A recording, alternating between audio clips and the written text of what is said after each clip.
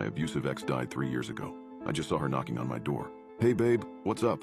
I slammed the door in Monica's face. I just couldn't believe it. 3 years gone, and there she was like nothing had changed. People said she could come back.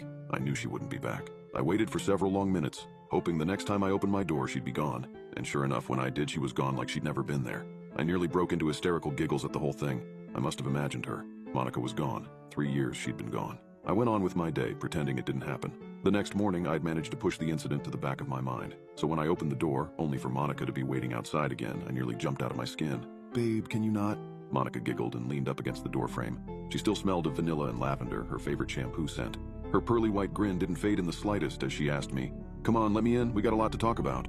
I slammed the door again. I probably nearly got her fingers stuck in the door, but I didn't care. It was her. It made no sense. Monica was dead. Without a doubt, she had died. You don't just walk out the door and go completely off the grid like she did unless you're dead. I pressed my ear against the door and I could hear her loudly sigh, shift her weight from side to side, and then finally walk away while she whistled one of her favorite songs. I called in sick that day, which wasn't entirely inaccurate. Once the whistling had faded into the distance, I'd run into the bathroom to puke. This was insane. Every little thing about Monica seemed right except for the obvious thing that she had been there, on my doorstep. The next morning I was shaking as I approached the door. I begged whatever God could be listening that I wouldn't see her on my doorstep, and it seemed he'd been listening, as there wasn't anyone there. I thanked my lucky stars as I hurried to work. I couldn't have called out 2 days in a row. My manager was a jerk like that. I hoped a few more days of nothing and I could put this whole madness behind me. But when I came out, my heart dropped into my stomach. Monica was strolling down the block, no doubt heading right for the house we'd once shared. I gunned it back home. I didn't care I was in my neighborhood. I needed to beat her back.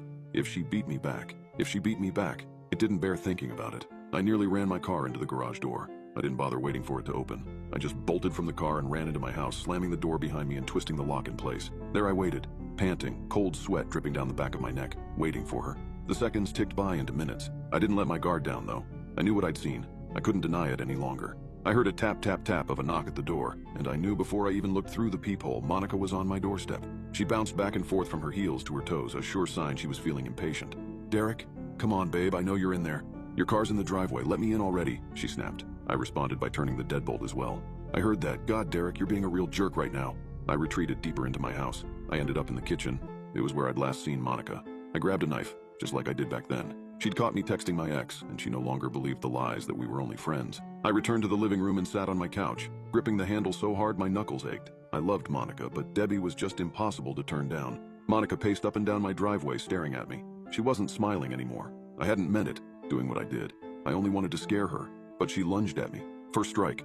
Or did I strike first? I couldn't remember anymore. The night came quicker than I thought it could. Monica is still out there.